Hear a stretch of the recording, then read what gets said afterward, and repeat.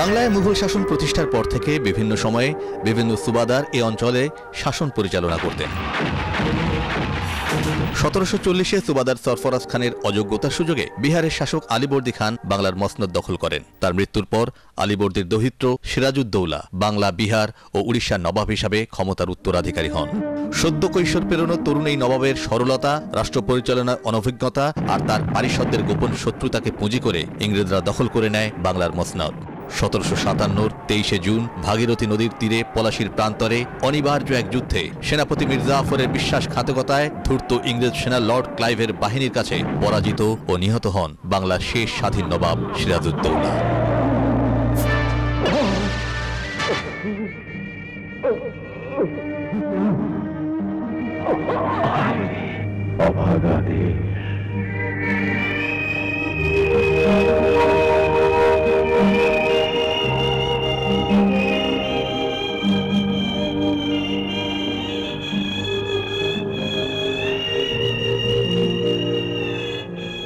আর এ ঘটনার মধ্য দিয়েই 200 বছরের জন্য পরাধীনতার আঁধারে ডুবে যায় বাংলা সহ গোটা ভারতবর্ষ।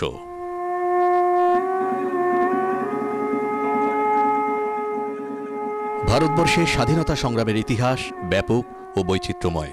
এই সংগ্রামে এমন কিছু ব্যক্তি ছিলেন যাদের কথা না বললেই নয়। মহাত্মা গান্ধী তাদের অন্যতম। তিনি চাইছিলেন না ভারত ভেঙে হিন্দু মুসলমান ভাইয়ে ভাইয়ে আলাদা হয়ে যাক।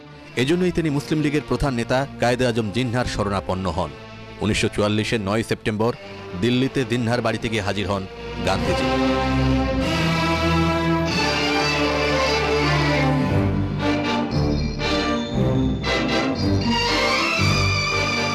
ভারত ভাগ ঠেকাতে 18 দিন আলোচনা চালান তারা, কিন্তু মুসলিম লীগের নেতারা একটি আলাদা রাষ্ট্রের ব্যাপারে অনড় থাকেন।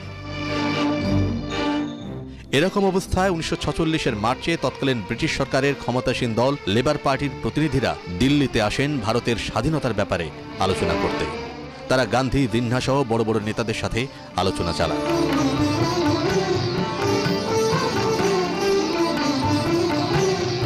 এরই ধারাবাহিকতায় সিমলায় ডাকা হয় ঐতিহাসিক স্বাধীনতা সম্মেলনের। মৌলানা আবুল কালাম আজাদ, জওহরলাল নেহেরু, আব্দুল গফফর খান, সর্দার বল্লভভাই প্যাটেলের মতো বাঘা বাঘা নেতারা সেখানে স্বাধীনতার রূপরেখা নিয়ে চুলচেরা বিশ্লেষণ করে একটি অন্তর্বর্তী সরকারের গঠনের সিদ্ধান্ত নেন।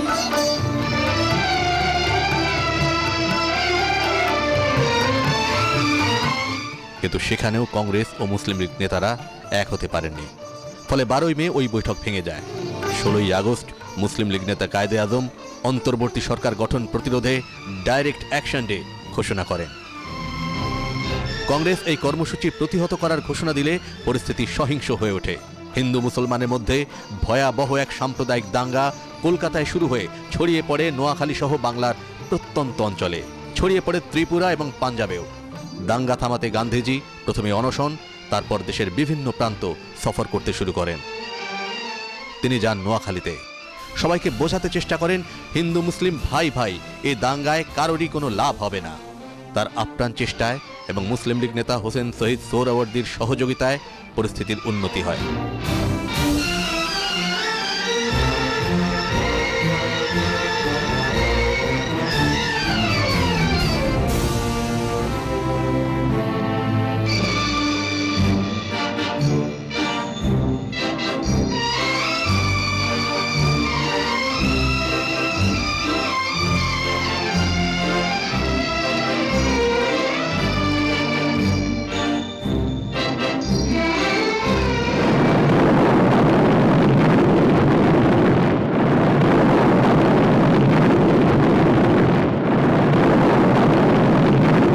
এরই মাঝে দ্বিতীয় মহাযুদ্ধের কারণে দ্রুত পাল্টাতে থাকে বৈশ্বিক রাজনীতির প্রেক্ষাপট। 1945-এর আগস্টে জাপানের হিরোশিমা ও নাগাসাকি শহরে মার্কিন বাহিনীর পারমাণবিক বোমা নিক্ষেপের প্রতিক্রিয়া যুদ্ধের বিরুদ্ধে ফুঁসে ওঠে সারা দুনিয়া। এরই মাঝে 22শে মার্চ 1947-এ ভারতের ভাইসরয় লর্ড মাউন্টব্যাটেন গান্ধীকে তার সরকারি বাসায় আমন্ত্রণ জানান। সেখানে তিনি তাকে জানিয়ে দেন ভারতবর্ষকে 2 ভাগে বিভক্ত করে স্বাধীন করে দিতে যাচ্ছেন তারা। গান্ধীজি এর তীব্র বিরোধিতা করেন। কংগ্রেসও এর বিরুদ্ধে ছিল, কিন্তু আরও রক্তক্ষয় এড়াতে শেষ পর্যন্ত কংগ্রেস মুসলিম লীগের দাবি মেনে নিয়ে ভারত ভাগের ব্যাপারে একমত হয়।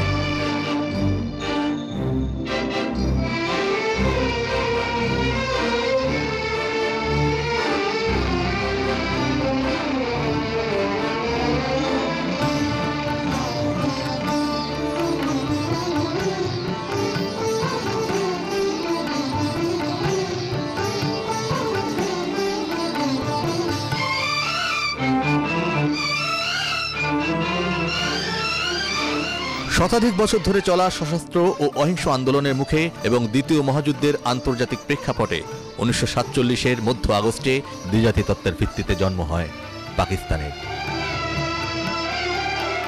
1100 মাইলের ব্যবধান সত্ত্বেও তৎকালীন পূর্ব পাকিস্তানের 7 কোটি মানুষ ভেবেছিল পশ্চিম পাকিস্তানের নেতৃত্বাধীন শাসনে তারা মুসলিম পরিচয় সমুন্নত রেখে সুখ, শান্তি ও সমৃদ্ধির মধ্যে বসবাস করতে পারবে। কিন্তু শিগগিরই বাঙালির সে স্বপ্নের গুড়ে বালি ঢেলে দেয় পাকিস্তানি শাসক চক্র। প্রথমেই তারা দখল করতে চাইল বাঙালির হাজার বছরের মায়ের মুখের ভাষা বাংলাকে। পাকিস্তান প্রতিষ্ঠার আগেই আলিগড় বিশ্ববিদ্যালয়ের উপাচার্য ডক্টর জিয়াউদ্দিন আহমেদ প্রস্তাব করেছিলেন উর্দুই হবে পাকিস্তানের রাষ্ট্রভাষা। কিন্তু ভাষাবিদ ডক্টর মোহাম্মদ শহীদুল্লাহ সহ এদেশের বুদ্ধিজীবী মহল এর তীব্র বিরোধিতা করেন। পাকিস্তান প্রতিষ্ঠার পরপরই সে সময় পাকিস্তানের কেন্দ্রীয় শিক্ষামন্ত্রী, যিনি মূলত ছিলেন কেন্দ্রে পূর্ব বাংলার প্রতিনিধি ফজলুর রহমান, আরবি হরফে বাংলা লেখা প্রচলনের চেষ্টা করেন। 1948-এর 23শে ফেব্রুয়ারি পাকিস্তানের গণপরিষদের অধিবেশনে বাংলাকে অন্যতম রাষ্ট্রভাষা হিসেবে স্বীকৃতি দেওয়ার দাবি তোলেন শহীদ ধীরেন্দ্রনাথ দত্ত। কিন্তু প্রধানমন্ত্রী লিয়াকত আলী, প্রাদেশিক মুখ্যমন্ত্রী খাজা নাজিমুদ্দিন ও গণপরিষদের সহসভাপতি মৌলভী তমিদুদ্দিন খান এই দাবি নাকচ করে দেন। এ ঘটনার প্রতিবাদে গোটা বাংলা ফুঁসে ওঠে।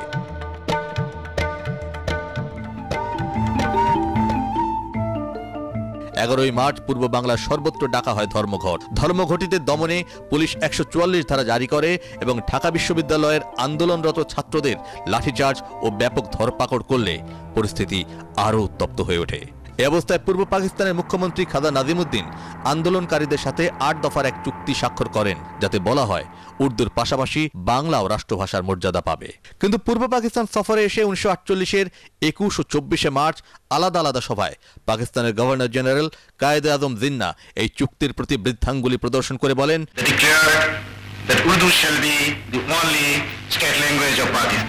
উর্দু, একমাত্র উর্দুই হবে পাকিস্তানের রাষ্ট্রভাষা। এতে আগুনের মতো দ্রুত ভাষা আন্দোলন ছড়িয়ে পড়ে সারা বাংলায়। এর মধ্যে পাকিস্তানের প্রধানমন্ত্রী লিয়াকত আলী আততায়ীর গুলিতে নিহত হলে খাজা নাজিমুদ্দিন হন পাকিস্তানের প্রধানমন্ত্রী। 1952-র 27শে জানুয়ারি ঢাকা সফরে এসে তিনিও জিন্নার প্রতিধ্বনি করে বলেন, উর্দুই হবে পাকিস্তানের রাষ্ট্রভাষা। এবার ধৈর্যের বাঁধ ভাঙে বাঙালির। 4 ফেব্রুয়ারি সারা পূর্ব পাকিস্তানে ধর্মঘট পালন করা হয়। চলতে থাকে লাগাতার আন্দোলন। 20শে ফেব্রুয়ারি ছিল প্রাদেশিক ব্যবস্থাপক সভার বাজেট অধিবেশন। এই অধিবেশনকে কেন্দ্র করে সব সভা, সমাবেশ, মিছিল নিষিদ্ধ করে 144 ধারা জারি করা হয়। আন্দোলনকারীরা ভাষার দাবি বাস্তবায়নে এই কারফিউ ভাঙার সিদ্ধান্ত নেন। সেই মোতাবেক 52-র 21শে ফেব্রুয়ারি দুপুরে আন্দোলনকারীরা ঢাকা বিশ্ববিদ্যালয় এলাকা থেকে মিছিল করে পরিষদ ভবনের দিকে অগ্রসর হতে থাকে। বিকাল ঠিক 3:30 অতর্কিতে পুলিশ গুলিবর্ষণ শুরু করে মিছিলের উপর। আর সাথে সাথে পথে লুটিয়ে পড়েন শফিক, রফিক, সালাম, জব্বার, বরকত সহ নাম না জানা আরো অনেক বীর শহীদ।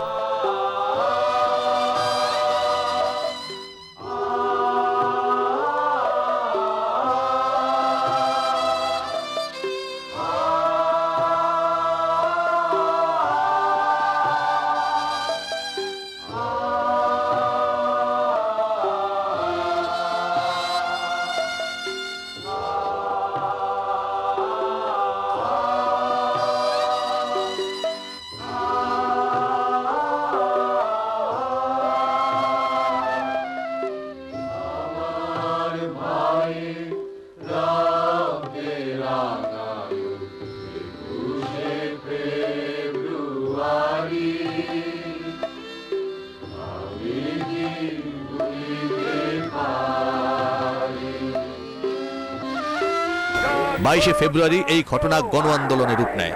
তখন প্রাদেশিক পরিষদ বাংলাকে অন্যতম রাষ্ট্রভাষার অধিকার দিতে চলতি অধিবেশনেই একটি বিল আনে। তবে এই বিল পাশ করতে বাঙালিকে অপেক্ষা করতে হয় 56 সালের 29শে ফেব্রুয়ারি পর্যন্ত, যেদিন পাকিস্তানের প্রথম সংবিধান কার্যকর হয়।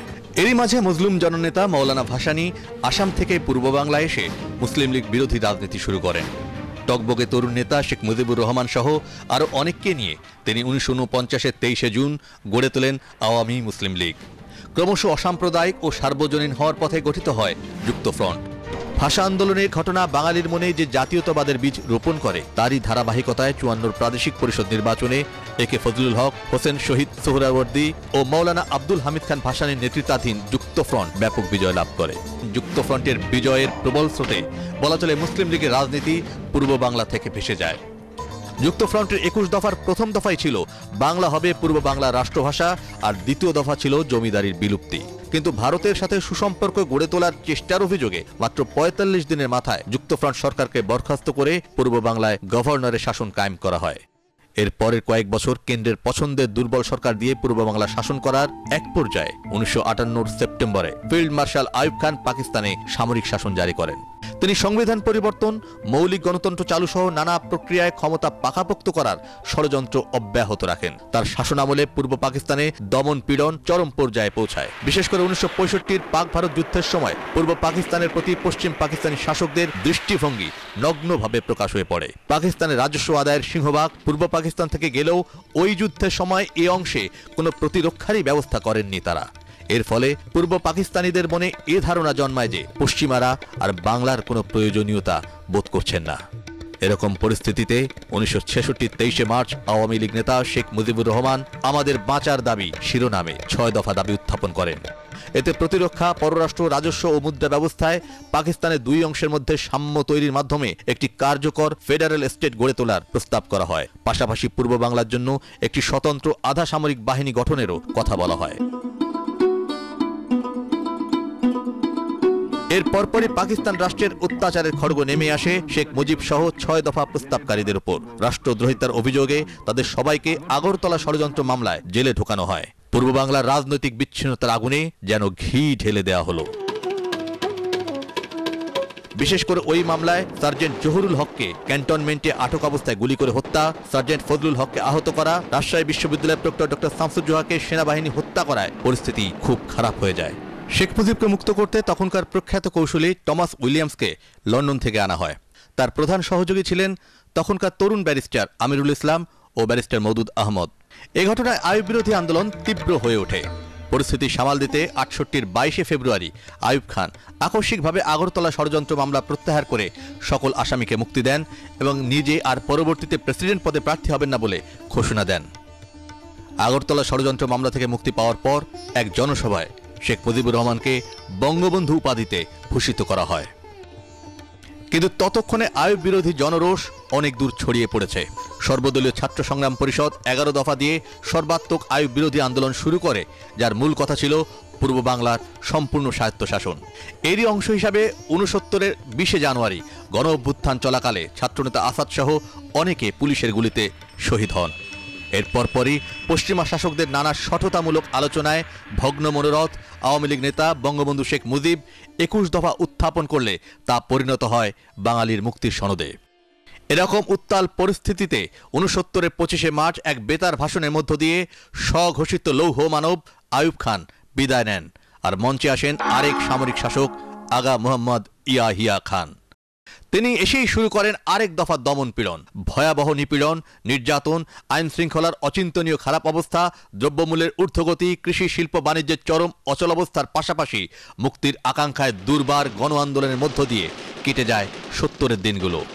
৭০-এর ১১ই নভেম্বর ভয়াবহ সাইক্লোনে লাখ লাখ মানুষের মৃত্যুর পরও পশ্চিমা শাসকরা কিছু না করায় বাঙালিরা সিদ্ধান্ত প্রায় চূড়ান্ত করে, আর নয় ছদ্মবেশী শত্রুর সাথে বসবাস। তারই রায় দেখা গেল ৭০-এর ৭ই ডিসেম্বরের পাকিস্তানের জাতীয় পরিষদের নির্বাচনে। পূর্ব বাংলার ১৬৯টি আসনের মধ্যে ১৬৭টি পায় আওয়ামী লীগ এবং এর মধ্য দিয়ে ৩০০ আসনের জাতীয় পরিষদে নিরঙ্কুশ সংখ্যাগরিষ্ঠতা লাভ করে তারা। ইয়াহিয়া খানও অভিনন্দন জানান আওয়ামী লীগের নেতা শেখ মুজিবকে।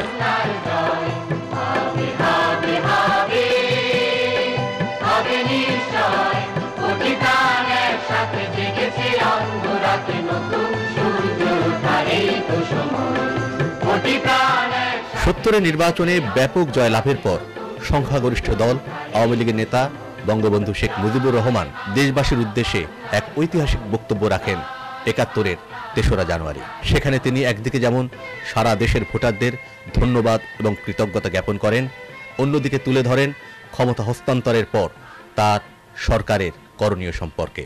সেখানে তিনি দুই পাকিস্তানের ভেতর ক্ষমতার ভারসাম্যের উপর বিশেষভাবে জোর দেন। আজ বাংলাদেশের মানুষ বাস্তুহারা হয়েছে, যাদের ঘর বাড়ি নাই। আজকে দেখেন রাস্তার পায়ে পায়ে, বস্তিতে বস্তিতে হাজার হাজার মানুষ ঘর নাই, বাড়ি নাই, রাস্তার উপর পড়ে থাকে। আইয়ুব খানের আমলে ট্রাস্ট জমি বড় বড় বুড়িওয়ালাদের দেওয়া হয়েছে। ওই বুড়িওয়ালাদের কাছ থেকে জমি কেড়ে নিয়ে যারা জমিহীন কৃষক তাদের মধ্যে জমি বিলি করা হবে। ভবিষ্যতে খাস ল্যান্ড আর বড় লোকদের দেওয়া হবে না, গরিবদের মধ্যে ভাগ করা হবে। আমি জানি দেশের মধ্যে বেকার সমস্যা বেড়ে গেছে। কি করব ভাই জানি। আপনারা আস্থা দিয়েছেন, আপনারা ভোট দিয়েছেন, শতকরা 98টা সিট আমাকে দিয়েছেন, আমি জানি। টাকা কোথায়, পয়সা কোথায়? একদম শেষ করে দিয়েছে। বেকার 70 লক্ষ বেকার আছে এই বাংলাদেশে। এদের জন্য কুটির শিল্পের মাধ্যমে এবং কাজের বন্দোবস্ত করে যত তাড়াতাড়ি হয় বেকার সমস্যা দূর করার চেষ্টা করতে হবে। না হলে এই দেশের মানুষ শিগাল কুকুরের মতো রাস্তাঘাটে না খেয়ে মরবে। আর একটা কথা বলি আমার রিফিউজি ভাইদের কাছে, 23 বছর পরে এ দেশে আর রিফিউজি নাই। আপনারা বাংলাদেশে আসছেন বাঙালি। 23 বছর পর্যন্ত আজও আমরা রিফিউজি ট্যাক্স দেই। 7 লক্ষ রিফিউজি আসাম, পশ্চিমবঙ্গ, বিহার, কুচবিহার, কলকাতা থেকে এসছে। তাদের জন্য একটা পয়সা আজ পর্যন্ত খরচ করা হয় না। আর যারা রিফিউজি এসছেন বাংলার মাটির সঙ্গে মিলে যান, বাংলার মাটির সঙ্গে এক হয়ে যান। আপনারা আমাদের ভাই, এই মাতৃভূমিকে গ্রহণ করে নেন। বাঙালি যে অধিকার পাবে আপনারা সে অধিকার পাবে। হিন্দু ভাই, খ্রিস্টান ভাই, বৌদ্ধ ভাইদের বলি, তোমাদের উপর এতদিন যে অত্যাচার মাঝে মাঝে হয়েছে সে আমি জানি। ভবিষ্যতে সে অত্যাচার হবে না। মুসলমানের যে অধিকার এই দেশের হিন্দু, খ্রিস্টান, বৌদ্ধ সেই অধিকার এই বাংলার মাটিতে হবে। সরকারি কর্মচারী ভাইদের বলি, জনগণের খাদেম হতে হবে, বড় কর্তা হলে চলবে না। আর গরিবকে না খেয়ে মরতে দেব না, এটা আমরা প্রতিজ্ঞাবদ্ধ। যে সমস্ত মামলা মোকদ্দমা এখন পর্যন্ত রাজনৈতিক কর্মীদের বিরুদ্ধে, ছাত্রদের বিরুদ্ধে, শ্রমিকদের বিরুদ্ধে আছে এবং যারা বিনা বিচারে বন্দী আছে, সরকারকে অনুরোধ করব তাদের এই মুহূর্তে মুক্তি দেওয়ার জন্য। আর না হলে কতদিনে রাখবেন, আমরাই তো মুক্তি দেব ইনশাআল্লাহ, সময় বেশি দিন না। জয় বাংলা, জয় বাংলা। কিন্তু 88 আসন পাওয়া পাকিস্তান পিপলস পার্টির জুলফিকার আলী ভুট্টোর ষড়যন্ত্রে ক্ষমতা হস্তান্তরের প্রক্রিয়া বিলম্বিত করতে শুরু করেন তিনি। তারা চাইছিলেন না পশ্চিম পাকিস্তানের বাইরের কোনো দল পাকিস্তানের শাসনভার নিক, তাই তারা নানা কূটচাল চালতে শুরু করেন। ভুট্টো প্রকাশ্যেই বলতে থাকেন পিপলস পার্টি ছাড়া ক্ষমতা হস্তান্তর মেনে নেওয়া হবে না। তার বিরোধিতার কারণে নির্বাচনের প্রায় 2 মাস পর 1971-এর 3রা মার্চ জাতীয় পরিষদের অধিবেশন আহ্বান করা হয়। কিন্তু শেষমেশ সে অধিবেশনও বাতিল করা হলে পরিস্থিতি ঘোলাটে হয়ে পড়ে। শেখ মুজিবের সামনে 7 কোটি বাঙালির ভাগ্য নিয়ন্ত্রণে তাদের মুক্তির আহ্বান শোনানো ছাড়া আর কোনো পথ খোলা ছিল না বলেই মনে করেন অনেক ঐতিহাসিক।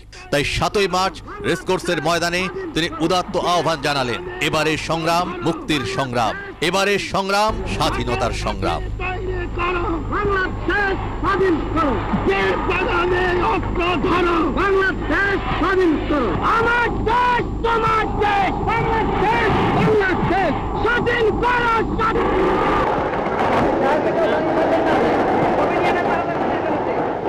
ভাইরা আমার, আজ দুঃখ ভারাক্রান্ত মন নিয়ে আপনাদের সামনে হাজির হয়েছি। আজ ঢাকা, চট্টগ্রাম, খুলনা, রাজশাহী, রংপুরে আমার ভাইয়ের রক্তে রাজপথ রঞ্জিত হয়েছে। আজ বাংলার মানুষ মুক্তি চায়, বাংলার মানুষ বাঁচতে চায়, বাংলার মানুষ তারা আজ তার অধিকার চায়। কিন্তু দুঃখের বিষয়, আজ দুঃখের সঙ্গে বলতে হয় 23 বছরের করুণ ইতিহাস, বাংলার অত্যাচারের, বাংলার মানুষের রক্তের ইতিহাস, 23 বছরের ইতিহাস, মনুষ্য নরনারীর আত্মনাদের ইতিহাস, বাংলার ইতিহাস, এদেশের মানুষের রক্ত দিয়ে রাজপথ অঙ্কিত করার ইতিহাস। 1952 সালে রক্ত দিয়েছি, 1954 সালে নির্বাচনে জয়লাভ করেও আমরা গদিতে বসতে পারি নাই। 1958 সালে আইয়ুব খান মার্শাল ল জারি করে 10 বছর পর্যন্ত আমাদের গোলাম করে রেখেছে। 1967 সালে 6 দফার আন্দোলনে 7ই জুনে আমার ছেলেদের গুলি করে হত্যা করা হয়েছে। 1969 সালে আন্দোলনে আইয়ুব খানের পতন হওয়ার পরে যখন ইয়াহিয়া খান সাহেব সরকার নিলেন, তিনি বললেন দেশে শাসনতন্ত্র দেবেন, গণতন্ত্র দেবেন। আমরা মেনে নিলাম। কি পেলাম আমরা? আমার পয়সা দিয়ে অস্ত্র কিনেছি ওই সূত্র আক্রমণ থেকে দেশকে রক্ষা করার জন্য। আজ সেই অস্ত্র ব্যবহার হচ্ছে আমার দেশের গরিব দুঃখী নিরস্ত্র মানুষের বিরুদ্ধে। তার বুকের উপরে হচ্ছে গুলি। আমার 25 তারিখে অ্যাসেম্বলি কল করেছে, রক্তের দাগ শুকায় নাই। আমি 10 তারিখে বলে দিয়েছি যে ওই শহীদের রক্তের মধ্যে পাড়া দিয়ে আরটিসিতে মুজিবুর রহমান যোগদান করতে পারে না। অ্যাসেম্বলি কল করেছেন, আমার দাবি মানতে হবে। প্রথম সামরিক আইন ভারসাম্য করতে হবে। সমস্ত সামরিক বাহিনীর লোকদের বেলাকে ফেরত দিতে হবে। যেভাবে হত্যা করা হয়েছে তার তদন্ত করতে হবে। আর জনগণের প্রতিনিধির কাছে ক্ষমতা হস্তান্তর করতে হবে। তারপরে বিবেচনা করে দেখব আমরা অ্যাসেম্বলিতে বসতে পারবো কি পারবো না। আমি পুনর্বন্ধুত্ব চাই না, আমরা দেশের মানুষের অধিকার চাই। আর যদি একটা গুলি চলে, আর যদি আমার লোককে হত্যা করা হয়, আমাদের কাছে আমার অনুরোধ রইল প্রত্যেক ঘরে ঘরে যুদ্ধ করে তোলো। তোমাদের যা কিছু আছে তাই নিয়ে শত্রুর মোকাবেলা করতে হবে এবং জীবনের তলে রাস্তাঘাট যা যা আছে সব কিছু আমি যদি হুকুম মোকাবেলা না পারি তোমরা বন্ধ করে দেবে। আমরা যখন মরতে শিখেছি তখন কেউ আমাদের দমাতে পারবে না। তোমাদের যা কিছু আছে তাই নিয়ে প্রস্তুত থাকো। মনে রাখবা, রক্ত যখন দিয়েছি রক্ত আরো দেবো। এই দেশের মানুষকে মুক্ত করে ছাড়বো ইনশাআল্লাহ। এবারের সংগ্রাম আমাদের মুক্তির সংগ্রাম, এবারের সংগ্রাম স্বাধীনতার সংগ্রাম।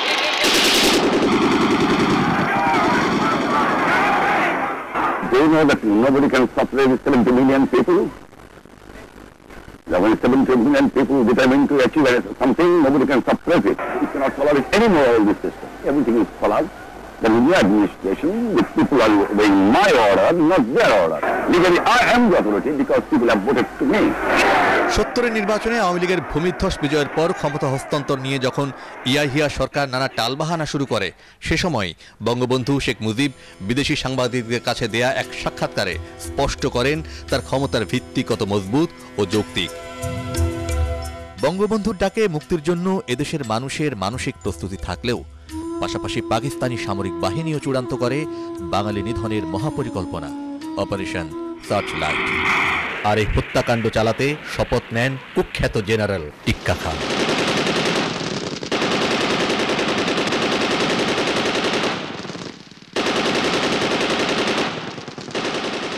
পরিকল্পনা অনুযায়ী 25শে মার্চ বর্বর গণহত্যা চললেও তা সাময়িকভাবে স্তম্ভিত করে দেয় গোটা দেশকে। এক রাতেই ধ্বংসস্তূপে পরিণত হয় সম্প্রীতি বাংলাদেশ।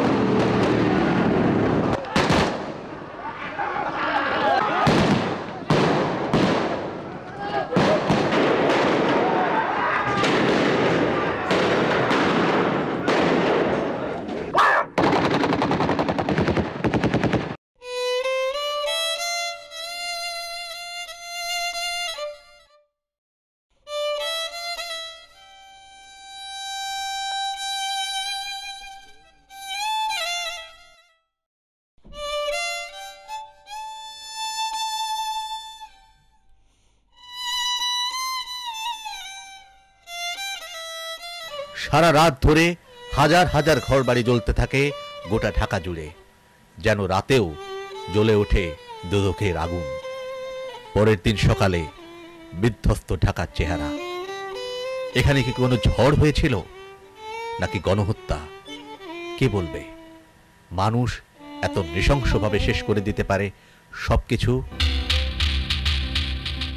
25শে মার্চের রাতভর ভয়াবহ তাণ্ডবলীলার পরদিন অর্থাৎ 26শে মার্চ তৎকালীন ইন্টারকন্টিনেন্টাল হোটেলে অবস্থানরত মার্কিন টেলিভিশন এনবিসির এক সাংবাদিক তোলেন শূন্য ঢাকার ছবি, যেখানে সাধারণ মানুষের কোনো চিহ্ন নেই। স্তব্ধতা ভেঙে হুঙ্কার দিয়ে শুধু ছুটে চলেছে পাক হানাদারদের ট্যাঙ্ক লরি। ঢাকার দিগন্ত জুড়ে তখনও দৃশ্যমান আগের রাতে জ্বালিয়ে দেয়া জনপদের দাউ দাউ বহ্নি শিখা। 29শে মার্চ বিকেল 5:30টায় পাকিস্তানি নেতা জুলফিকার আলী ভুট্টোকে দেখা যায় কড়া সেনা প্রহরার মধ্যে ঢাকা ইন্টারকন্টিনেন্টাল হোটেল থেকে বের করে নিরাপদ স্থানে নিয়ে যাওয়া হচ্ছে।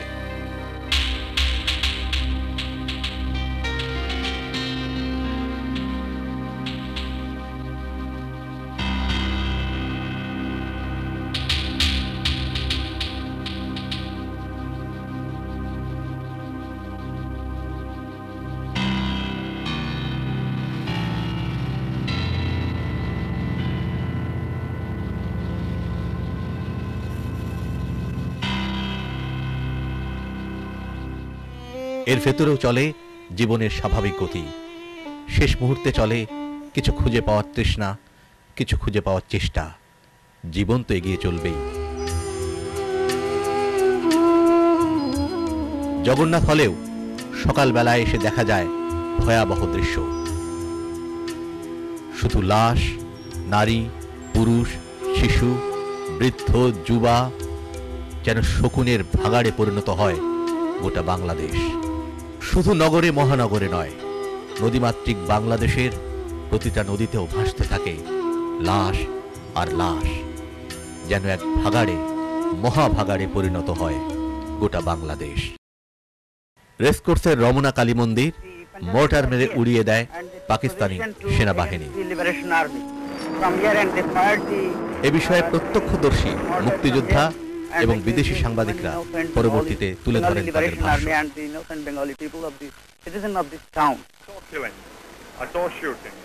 I was sitting in the middle of the house while they were shooting just outside the window. After they gained control, I must tell you, they burned all the bazaar districts where they had no possibility to search thoroughly. So they just burned it up. 25শে মার্চ পাকিস্তানিরা নির্বিচারে গণহত্যা শুরু করার পর সারা দেশের মানুষ যখন প্রতিরোধের অপেক্ষায়, তখন 27শে মার্চ চট্টগ্রামের কালুরঘাট বেতার কেন্দ্র থেকে মেজর জিয়াউর রহমান বঙ্গবন্ধুর পক্ষে স্বাধীনতার ঘোষণা দেন।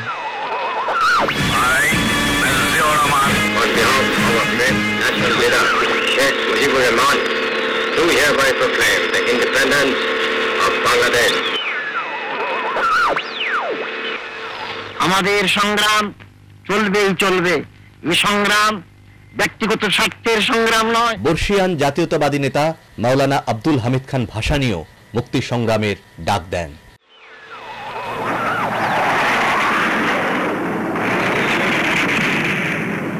তেমন কোনো প্রতিরোধ না থাকলেও যুদ্ধবিমান ব্যবহার করা হলো নিরস্ত্র বাঙালির উপর। তবে মার্চে স্বাধীনতার ঘোষণা ও মাত্র 22 দিনের মাথায় বাংলাদেশের মানুষ শুধু পাল্টা প্রস্তুতিই নয়, রীতিমতো সরকার গঠন করে। নিয়মতান্ত্রিকভাবে প্রতিরোধ করতে 17 এপ্রিল গঠিত হয় প্রবাসী সরকার। 10 এপ্রিল আগরতলায় স্বাধীন বাংলাদেশের প্রথম সরকার প্রতিষ্ঠার কথা এক বিজ্ঞপ্তির মাধ্যমে ঘোষণা করা হয়। এতে বলা হয় কুষ্টিয়ার চুয়াডাঙ্গা হবে স্বাধীন বাংলাদেশের অস্থায়ী রাজধানী। ততদিনে মুক্তিবাহিনী চুয়াডাঙ্গাকে হানাদার বাহিনীর কবল থেকে মুক্ত করে ফেলেছে। কিন্তু এই খবর সারা দুনিয়ায় প্রচার হয়ে গেলে নিরাপত্তার কারণেই রাজধানী পরিবর্তন করা হয়।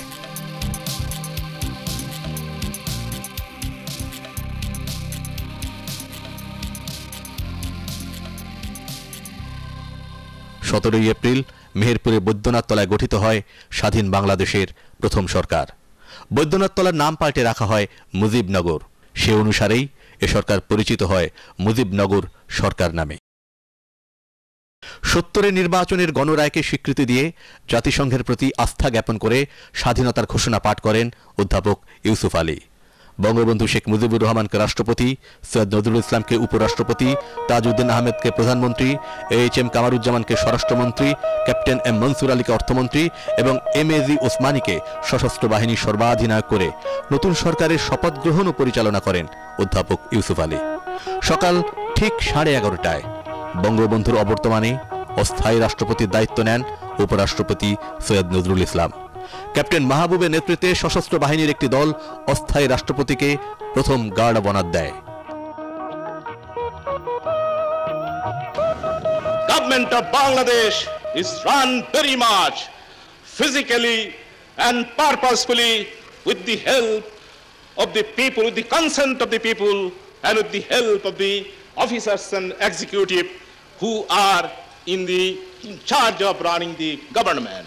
So I request my foreign journalist friend to convey this fact and truth to their respective countries so that there may be a realization that the government of Bengal is not in paper, not in dream, not a myth, it is a reality. It is such a reality that the world, I hope, cannot ignore it.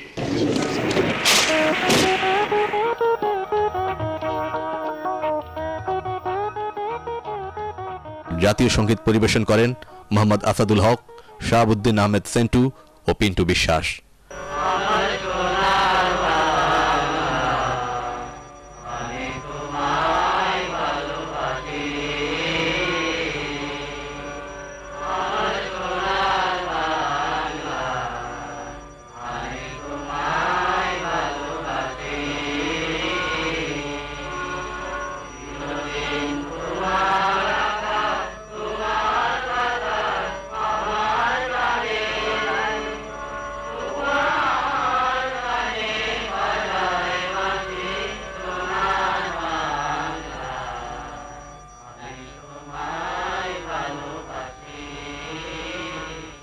প্রচুর সংখ্যক বিদেশি সাংবাদিক উপস্থিত ছিলেন এই শপথ অনুষ্ঠানে। শপথ শেষে স্বাধীন বাংলাদেশ সরকারের নেতারা বিশ্বের মানুষের কাছে বাংলাদেশের মানুষের আত্মনিয়ন্ত্রণের অধিকার প্রতিষ্ঠার লড়াইয়ে সহযোগিতা করার আহ্বান জানান। সেই ঘোষণাপত্র মোতাবেক স্বাধীন জনগণতান্ত্রিক বাংলাদেশ সরকারের উপরাষ্ট্রপতির শপথ আমি গ্রহণ করেছি। বঙ্গবন্ধু শেখ মুজিবুর রহমানের বাংলাদেশ সরকারের পক্ষ থেকে আমাদের সাংবাদিক বন্ধুদেরকে আন্তরিক ধন্যবাদ জানাচ্ছি এই জন্যে যে তারা আমাদের আমন্ত্রণে স্বাধীন বাংলাদেশের মাটি দেখে যাওয়ার জন্য বহু কষ্ট করে বহু দূর দূরান্ত থেকে এখানে উপস্থিত হয়েছেন।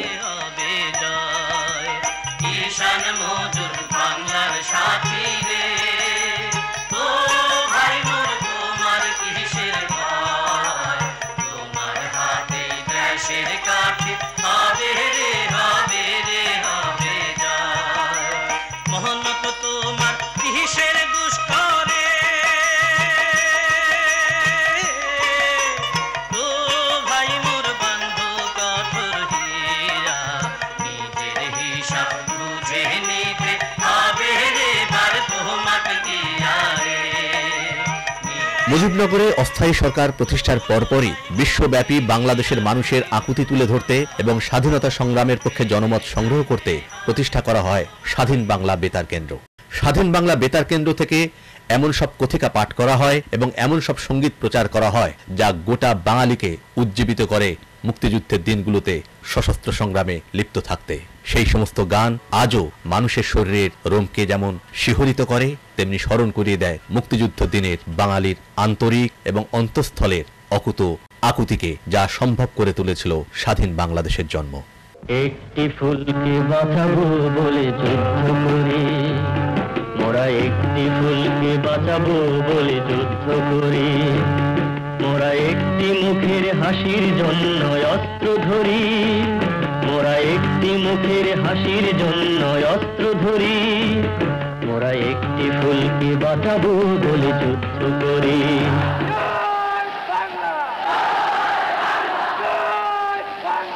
এই শপথের ডাকে সাড়া দেয় বাংলাদেশের প্রায় প্রতিটি ঘরের মানুষ। শুরু হয় সীমান্ত পেরিয়ে মুক্তি সংগ্রামের প্রস্তুতি।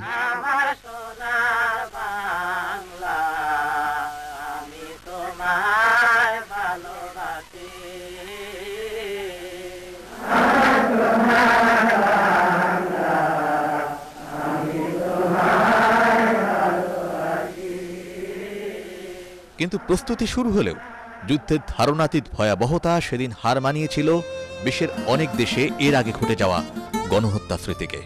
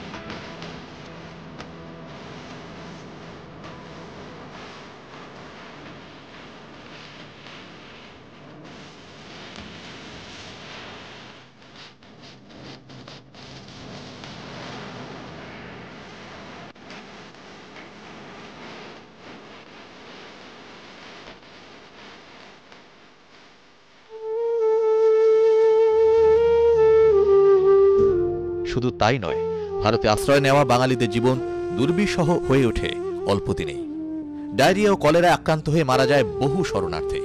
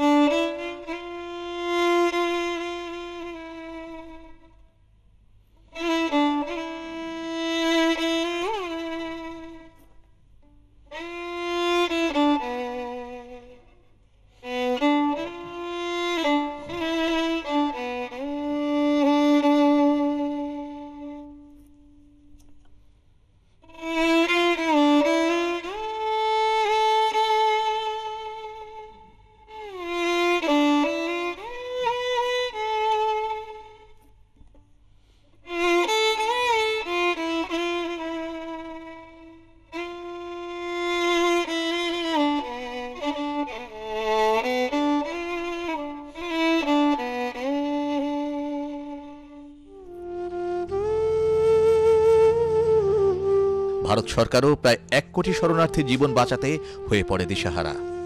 এ কারণেই প্রায় প্রতিদিনই কলকাতার রাস্তায় দেখা যায় ছাত্রসহ সাধারণ মানুষ ঘুরে বেরিয়েছেন সাহায্যের জন্য।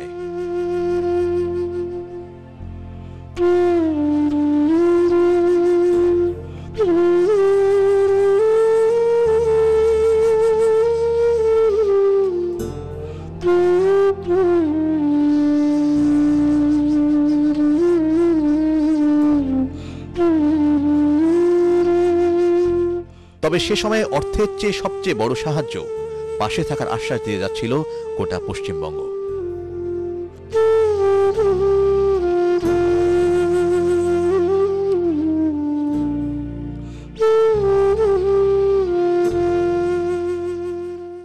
We do not want them to get assimilated in the locality.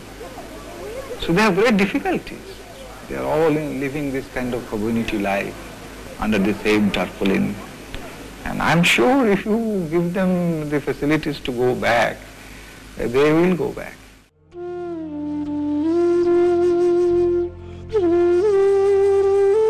Refugee ক্যাম্পের দৃশ্য দেখে আঁতকে ওঠে বিশ্ব বিবেক।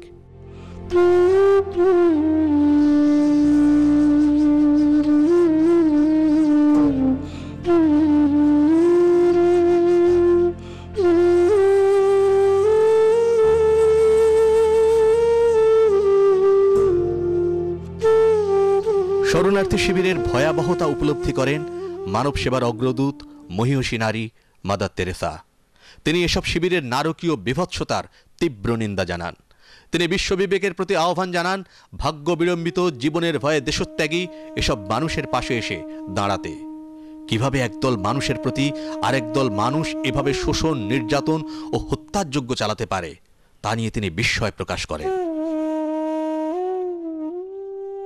শরণার্থী শিবিরের ভয়াবহতা বোঝা যায় সেভ দ্য চিলড্রেন ইউকের একজন চিকিৎসক ডক্টর সাইমনের এক বক্তব্যে। তিনি অক্টোবর মাসে জানান পুষ্টির অভাবে এর আগের 2 মাসে 3 লাখেরও বেশি শিশু মারা গেছে। যদি তড়িৎ ব্যবস্থা না নেওয়া হয় তাহলে পরের 2 মাসে আরও 3 লাখ শিশুর মৃত্যু নিশ্চিত। জানা যায় 71-এ ভারতের শরণার্থী শিবিরে 8 লাখের বেশি শিশু মারা গিয়েছিল পুষ্টিহীনতায়।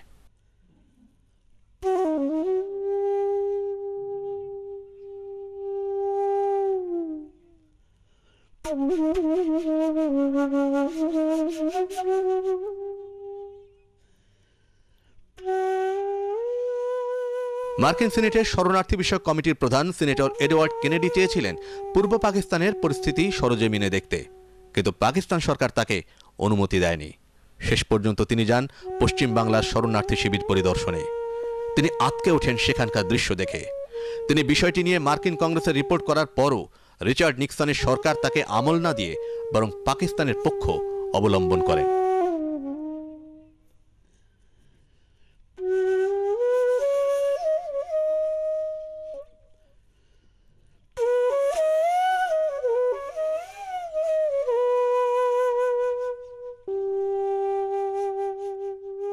অস্ট্রেলীয় সংসদীয় দলের প্রতিনিধিরাও বিস্মিত হন শরণার্থী শিবিরের অমানবিক পরিস্থিতি দেখে।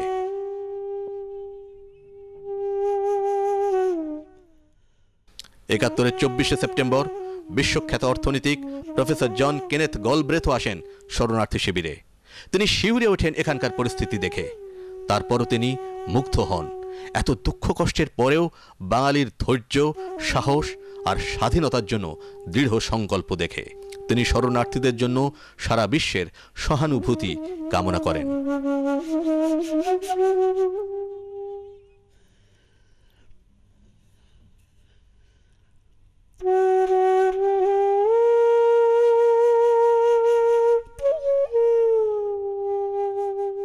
পহেলা অক্টোবর জাপানের পার্লামেন্টারি ডেলিগেশনের 4 সদস্য শরণার্থী শিবিরে আসেন। দ্বিতীয় মহাযুদ্ধের ভয়াবহতার শিকার জাপানের এই সাংসদরা সহজেই বুঝতে পারেন বাংলাদেশের মুক্তিযুদ্ধের তীব্রতা ও বিভৎসতা।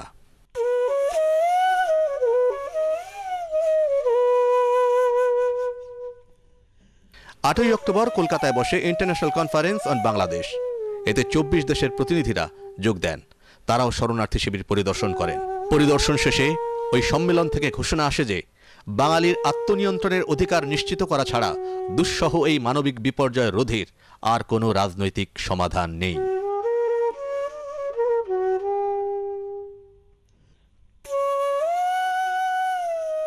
মুক্তিযুদ্ধ শুরুর পরপরই বিপুল সংখ্যক যুদ্ধাহত মুক্তিযোদ্ধা ও নির্যাতিত বাঙালিরা সীমান্তের ওপারে ত্রিপুরা সহ বিভিন্ন এলাকার হাসপাতালগুলোতে আশ্রয় নিতে শুরু করেন। তাদের অপ্রতুল সম্পদ দিয়ে ওইসব হাসপাতালের চিকিৎসা কর্মীরা সেবা করতে থাকেন আহতদের। এরকম হাত কাটা, পা কাটা, শরীরের বিভিন্ন অংশ পোড়া, গুলিবিদ্ধ আর্ত মানুষের আজাহারিতে ভারী হয়ে পড়েছিল সেদিনের হাসপাতালগুলো।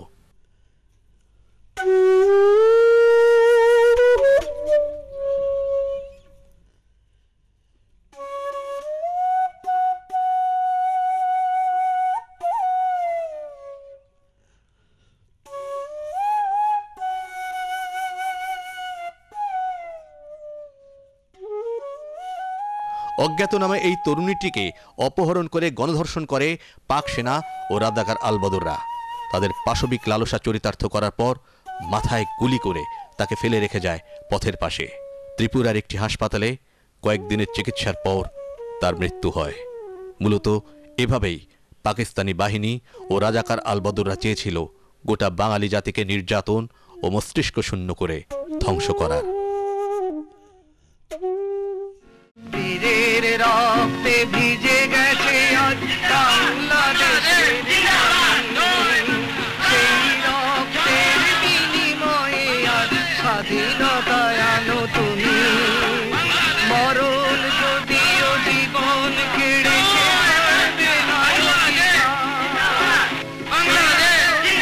29 অক্টোবর স্বাধীন বাংলাদেশের প্রথম প্রধানমন্ত্রী তাজউদ্দিন আহমেদ মুক্তাঞ্চল সফরে বের হন।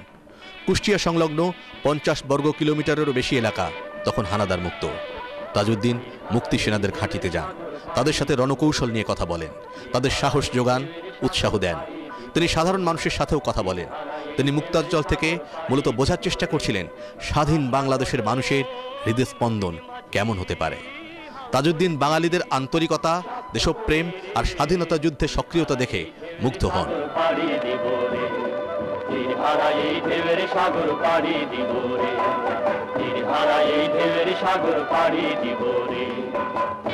রংপুরের পাটগ্রামে মুক্তাঞ্চলে তাকে ব্যাপক সম্বর্ধনা দেয়া হয়।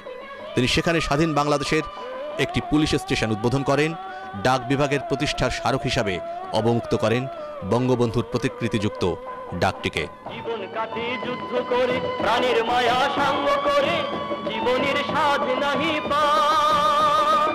ঘরবাড়ির ঠিকানা নাই, দিন রাত্রি জানা নাই, চলার সীমানা সঠিক না। জানি শুধু চলতে হবে, ভেতরি বাইতে হবে, আমি যে সাগর মাঝি রে। কোন কোন জায়গার পর ব্যাংকার আছে? আমি ব্যাংকার মেজেন দেখছি 8 জন মানুষ। তারপরে এখানে মেজেন খানা ও স্টেশনকে পাশে ওই লোকের লাঙ্গার তার, তারপরে এখানে থাকে মেজর দুরানি। তারপরে এখান থেকে মুক্তিযুদ্ধের এক অনন্য ঘটনা হলো শিশু কিশোরদের যুদ্ধে অংশগ্রহণ। মুক্তিযুদ্ধ যে সত্যিকার গণযুদ্ধে রূপান্তরিত হয়েছিল তা বোঝা যায় এই কিশোরের বক্তব্য থেকে। এভাবেই শিশু ও কিশোর গোয়েন্দারা হানাদার পাক বাহিনীর বিভিন্ন ক্যাম্প, বাংকার, তাদের অস্ত্রশস্ত্র, গোলা বারুদ, দায়িত্বপ্রাপ্ত অফিসার এবং আক্রমণ পরিকল্পনা সম্পর্কে জেনে এসে মুক্তিযোদ্ধাদের জানাতো। সে মোতাবেকই রণকৌশল ঠিক করত মুক্তিযোদ্ধারা। তারপরে নয়নপুর আছে, তারপর বাগরা আছে, তারপরে নাম না জানা এই শিশুটি চট্টগ্রামের শালদা নদীর তীরবর্তী এলাকায় মেজর সালেকের কমান্ডিং এলাকাতে পাক বাহিনীর সামরিক তথ্য পাচারে অসাধারণ ভূমিকা পালন করে। We are fighting a war of attrition. In that we kill in self-defense as long as they are going to come and fight with us. Major Salek যে অঞ্চলে যুদ্ধ করছিলেন সে অংশের মূল নেতৃত্বে ছিলেন মুক্তিযুদ্ধের 3টি ফোর্সের অন্যতম কে ফোর্সের প্রধান মেজর খালেদ মোশাররফ। অমিত সাহসী, বলিষ্ঠ, দেশপ্রেমে উজ্জীবিত অসাধারণ এই যোদ্ধা সেদিন বর্ণনা করছিলেন তার রণকৌশল।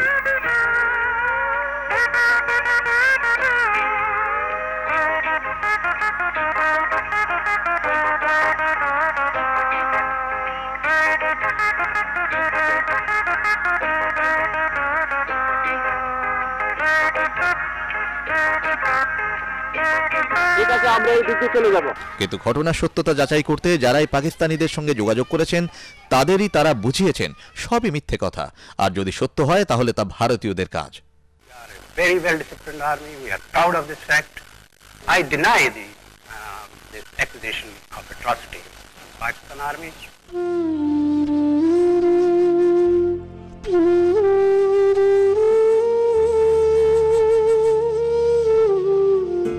তবে পাকিস্তানি ও তাদের দোসর গোলাম আজমরা কতটা সক্রিয় ছিল তার প্রমাণ অবশ্য সাংবাদিকরা ঠিকই ধরে রাখেন।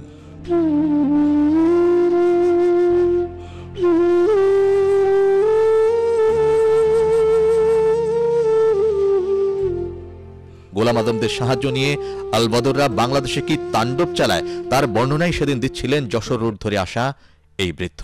3 বার পোড়াইছে, লুট করেছে, মানে মানুষ একেবারে কাটে কাটে 2 ভাগ করে দিয়েছে, 2-3 ভাগ খন্ড করে দিয়েছে। কচুরির মধ্যে, টগরের মধ্যে মাথা জাগাইয়া নাক জাগাইয়া 3 দিন 4 দিন পর্যন্ত থাকতে হয়েছে। মেয়ে দিনে কত কত ছোট ছোট বাচ্চা কচুরির তলে থুয়ে আসতে হয়েছে, তা আমরা আনতে পারি নাই বাবা, আর ক্ষমতা নেই। Perhaps due to the monsoon, it was their declared aim actually that they would increase it during monsoon. And I think they have done so a little more. But they find that পাকিস্তানের president Yahya Khan রাজাকার বাহিনীকে বাহাবা দিয়ে বলেন, দেশপ্রেমিকরা এখন সক্রিয়, তাদের মধ্য থেকেই রাতারাতি গঠন করা হয় রাজাকার, আল বদর ও আল শামস বাহিনী। hard at being ruled by these guerrillas, army reaches there. Well, army can't reach everywhere. So what is happening really is that the people themselves are now organizing village defense.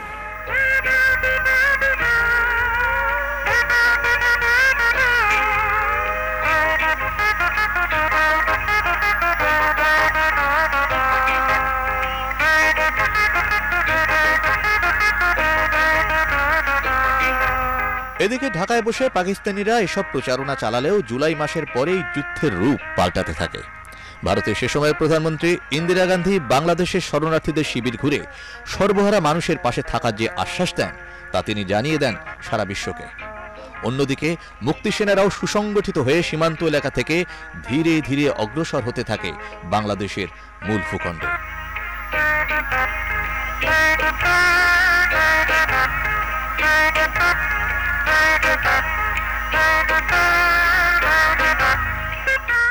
সীমান্তবর্তী এই এলাকাটাই মুক্তিযোদ্ধারা শত্রুমুক্ত করে আগস্ট মাসেই।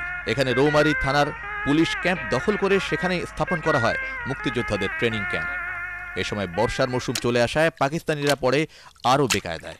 শুধু তাই নয়, ঢাকায় মুক্তিসেনাদের চোরাগুপ্তা হামলায় তখন দিশেহারা পাক সরকার।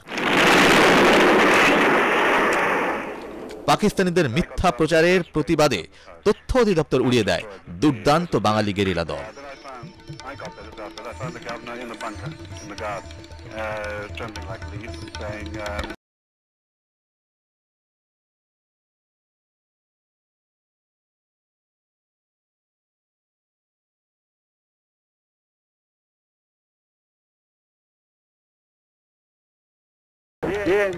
আগস্টের পরেই পাকিস্তানিরা বুঝে যায় একার পক্ষে এই পরিস্থিতি সামাল দেয়া সম্ভব নয়। শুরু হয় মিত্রদের দিয়ে কূটনৈতিক যুদ্ধ। তাই ইয়াহিয়ার কণ্ঠে পরনিন্দার ঝড়। My borders are troubled, not by me, but by my neighbor. Shelling by field guns, mortaring by mortars. Activities by infiltrators, armed infiltrators across the border are continuing. I would like to know which displaced person, civilian, would like to cross that border under those conditions.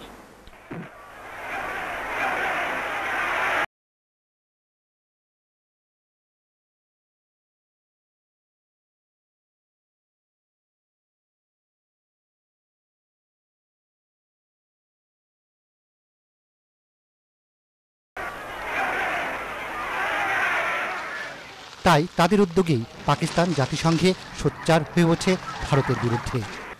By indulging in sabotage of food ships, India is trying to create conditions of famine for 75 million people of East Pakistan to fulfill its own political objectives. If the international community is genuinely concerned about possible food shortage in East Pakistan, it has an obligation to prevent India from indulging in activities which, if unchecked, cannot but endanger the sustenance of the people of East Pakistan. Now you know what the position is.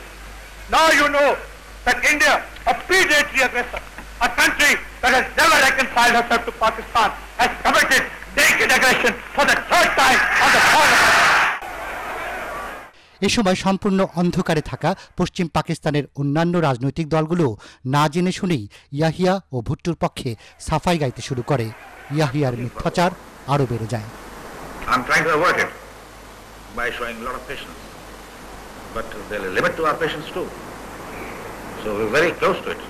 I am equally going to make it very clear that the war is forced on us through a means of some action in East Pakistan. An attack on East Pakistan is an attack on Pakistan as a whole. তবে বাঙালির ন্যায়সঙ্গত দাবির প্রতি ভারতের প্রধানমন্ত্রী ইন্দিরা গান্ধী ছিলেন যেন একাই 100। Well, surely that the massacre there stops, the rape stops, the burning of villages stops. Can it not be fairly put to you that you're contributing in a way to the exodus of the refugees by your support for the Pakistan guerrillas? Now, mustn't you, in effect, face the question of having to reduce your support for the guerrilla armies operating in East Pakistan? Does that mean we allow a massacre to continue? What happened first? How many people were killed according to your correspondence of British newspapers, of American newspapers, of French newspapers, Canadian newspapers, Arabian newspapers? The massacre began long before there was a single guerrilla. But it's a contribution to quietening the situation, as I say. No, what does quietening mean? Does it mean that we support the genocide? And do you think it can be stopped? Do you think people are going to sit aside and watch their women raped in front of them? And say that, no, we are going to quieten the situation? That's not quietness. That is the worst possible type of war, is the worst possible type of violence.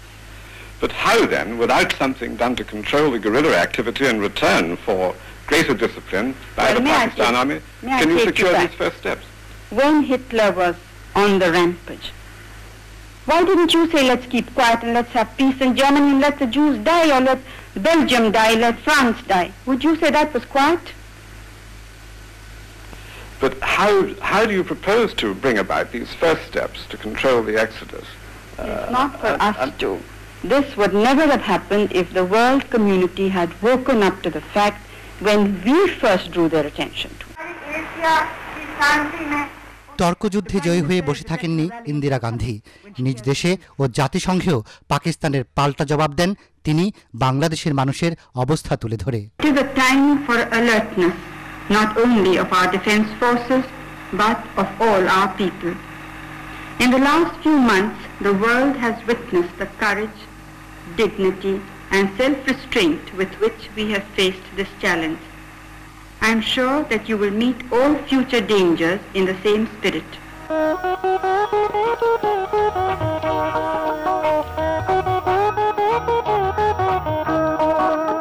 তবে এত কিছু সত্ত্বেও দুষ্টের দমন সহজ ছিল না।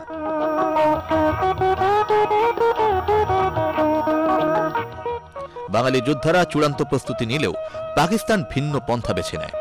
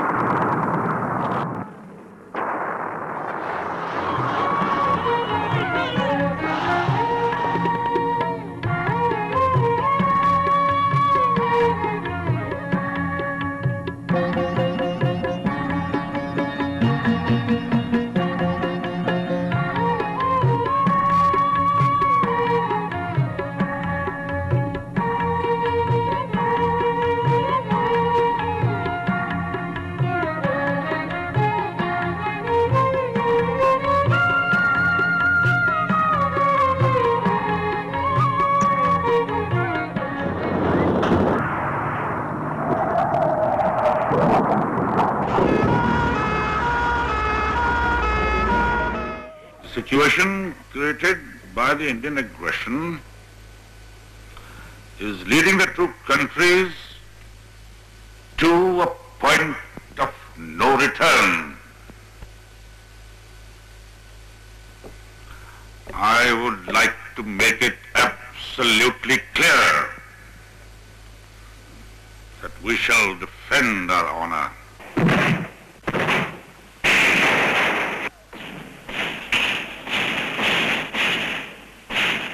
নভেম্বরের শুরুতে সবকিছু ভারতীয়দের কারসাজি বলে প্রচারণা চালালেও পাকিস্তানিরাই ভারতে আক্রমণ শুরু করে।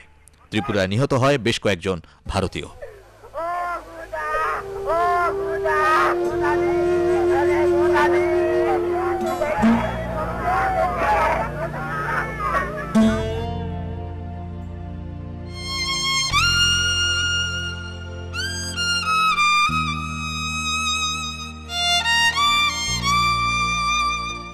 তবে এর কারণ যে প্রতিহিংসা তা বোঝা যাচ্ছিল।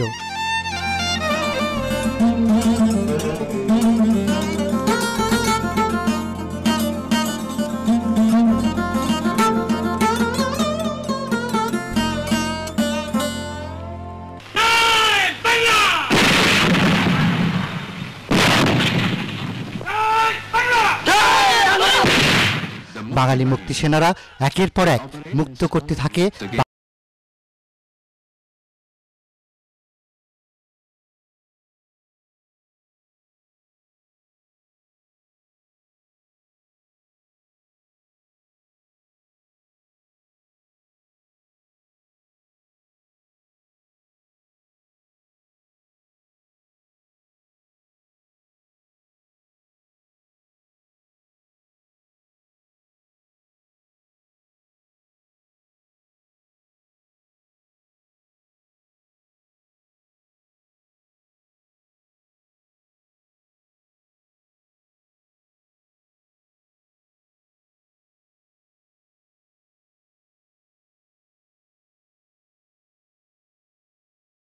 who has been shaheed in the last few days of battle, and each one of them fought gallantly. If I tell you the stories how they have died, you'll be surprised. They have not bothered about their life, but by dying they have saved many of us, and in each one of these cases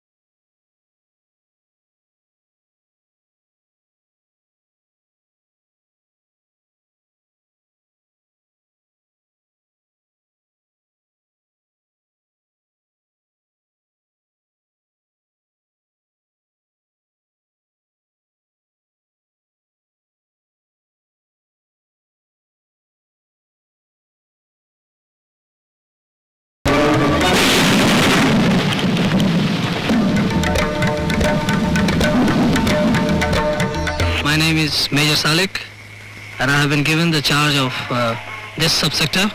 Shaldanudi, you must have heard it many times in the radio. This area I have got about 40 square miles of liberated. You know, they pass their regular life by normal farming, and this market, as you see, this Bangladesh flag is on. It can definitely boost up their morale, and they are quite determined.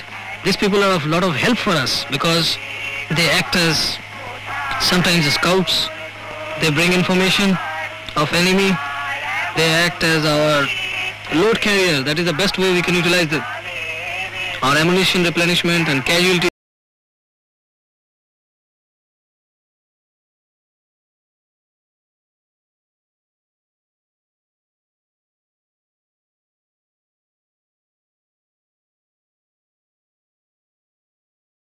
ঐতিহাসিক বিশ্ব সফরে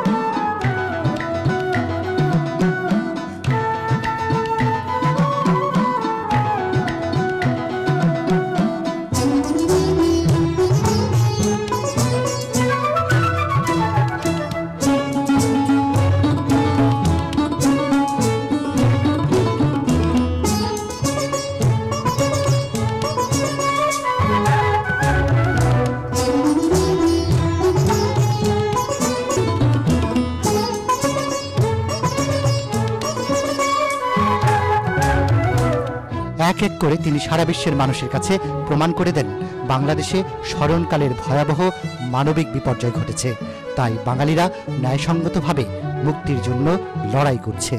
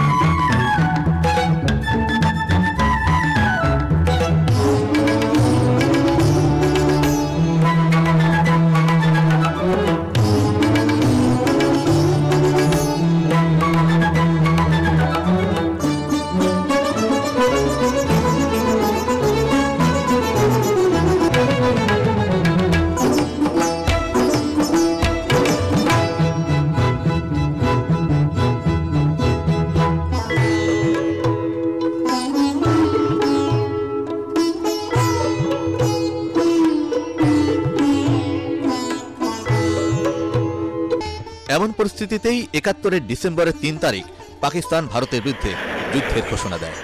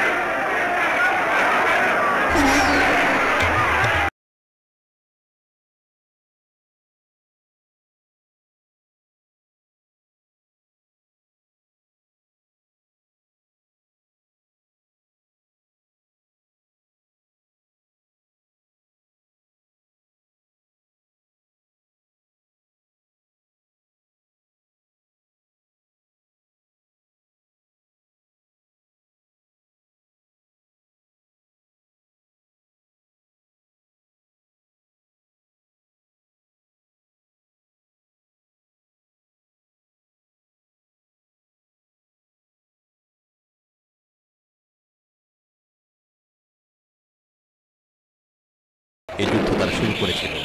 তার প্রমাণও মেলে পরাজয়ের মাত্র কয়েকদিন আগে পাকিস্তানের পূর্বাঞ্চলের প্রধান নিয়াজির কণ্ঠে। I am proud of my troops, their discipline, their bravery, their tradition, and I am sure we will be able to maintain the traditions of our forefathers, which have never lost a battle.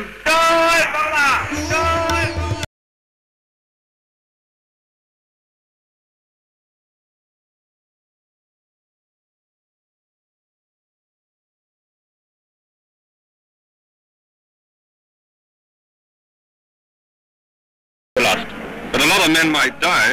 It's the price of the freedom. But what freedom? Not yours. It's mine, yes, my country, Pakistan. You still consider that you stand a fighting chance of... stay, yes, inshallah will stay. অথচ এর পরের দৃশ্য ছিল সম্পূর্ণ বিপরীত।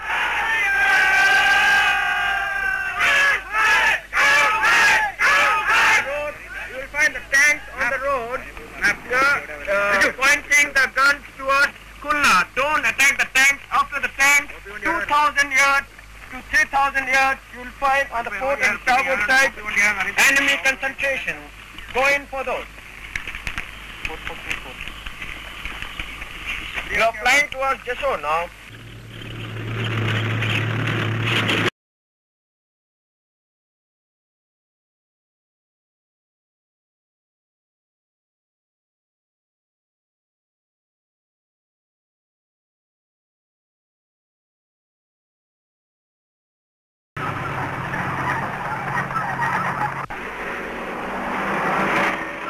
লজ্জা ভুলে জাতিসংঘে পাকিস্তানের পক্ষে চীন ও যুক্তরাষ্ট্রের যুদ্ধবিরতির আবেদনও ভেটো দেয় রাশিয়া।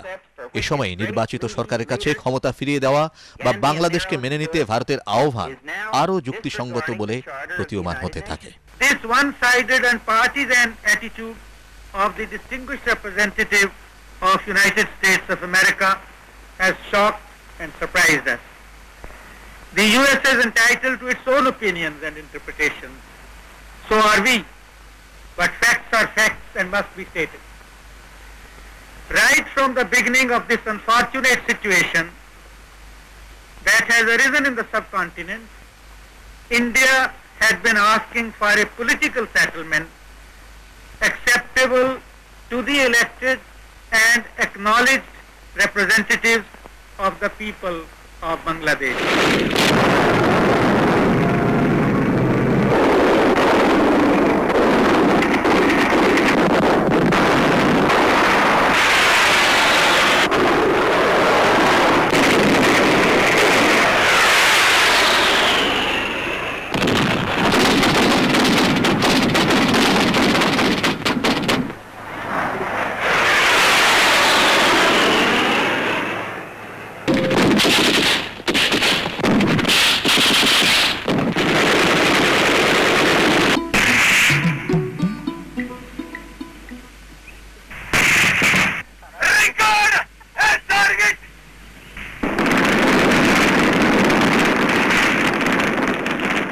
এদিকে লড়াই তখন ছড়িয়ে পড়েছে পাকিস্তানের পশ্চিম সীমান্তে।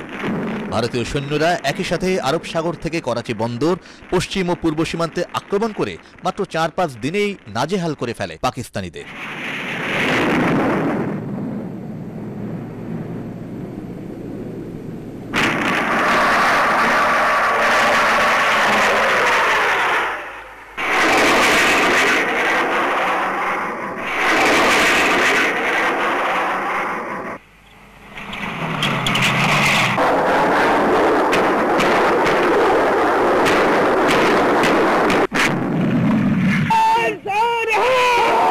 শুধু তাই নয়, পশ্চিম সীমান্তে অনেক অঞ্চল চলে যায় ভারতীয়দের দখলে।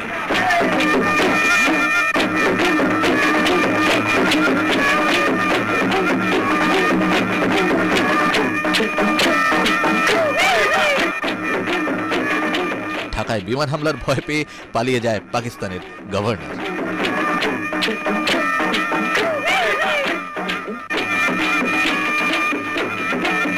পাকিস্তান না বুঝতে চাইলেও তাঁর মিত্ররা বুঝে যায় পরাজয় আসন্ন, তাই জাতিসংঘে এবার যুক্তরাষ্ট্রই যুদ্ধবিরতির প্রস্তাব দেয়। মার্কিন প্রেসিডেন্ট জর্জ ডব্লিউ বুশের বাবা ও সাবেক প্রেসিডেন্ট বুশ সিনিয়র আপ্রাণ চেষ্টা করেন প্রস্তাব পাশ করতে। But in defiance of this expression of world opinion, India again said no. They continue to prefer the use of force to peaceful means. India, which over the years has sought to reflect in and outside of this chamber the moral force of the world, the very precepts for which its great leaders, Gandhi and Nehru, stood, is now disregarding the Charter of the United Nations. কিন্তু তখনও অনড় Russia, নির্বিকার ভারত। বাংলাদেশ এগিয়ে যায় স্বাধীনতার পথে। জাতিসংঘ প্রস্তাব না মেনে প্রমাণ দেয় যুদ্ধ ন্যায়সঙ্গত। মহাসচিব উথান্ট শুধু আবেদন করেন সাধারণ মানুষের যেন আর প্রাণহানি না ঘটে। I now appeal to all the parties to the conflict, no matter what their allegiance, to take every possible measure to spare the lives of the innocent civilian population which is afflicted and threatened by the present hostility. ধীরে ধীরে ঢাকাও অরক্ষিত হয়ে পড়ে। British সাংবাদিক mark টালি ঢাকায় এসে সেসব ঘটনার বর্ণনাও দেন। Half destroyed the residence. Then I got there this afternoon. I found the governor in the bunker, in the guard, trembling like a leaf and saying, I didn't quite know whether to resign. Should I resign? Will my wife be killed by the Indian Army? Can I get at the Intercontinental Hotel? As we were standing there in this bunker, suddenly there was another raid. And all hell broke loose. There was an enormous crash. And hardly the crash died down, but the governor suddenly produced a ballpoint pen scrap of paper, a few carbons, and had written out a resignation statement in a matter of seconds, just in time actually for the second big crash. সেই সময়ে আর কেউ না হলেও পাকিস্তানের পররাষ্ট্রমন্ত্রী জুলফিকার আলী ভুট্টো লজ্জিত হয়েছিলেন, আর তাই পরাজয় নিশ্চিত জেনেও তিনি নিরাপত্তা পরিষদের সভায় আত্মসমর্পণ বা বাংলাদেশকে স্বীকৃতির প্রস্তাবের কাগজ ছিঁড়ে সভাত্যাগ করেন। বলেন তিনি যুদ্ধের পক্ষে। Disgraceful to my person and to my country to remain here a moment longer than necessary. But I am not boycotting. Impose any decision. Have a treaty worse than the Treaty of Versailles. Legalize aggression. Legalize occupation. Legalize everything that has been illegal till 14th or 15th of December 1971. I will not be a party to it. We will fight. We'll go back and fight. My country hearkens for me. Why should I waste my time here in the Security Council? I will not be a party to the ignominious surrender of part of my country. You can take your Security Council. Here you are. I am going.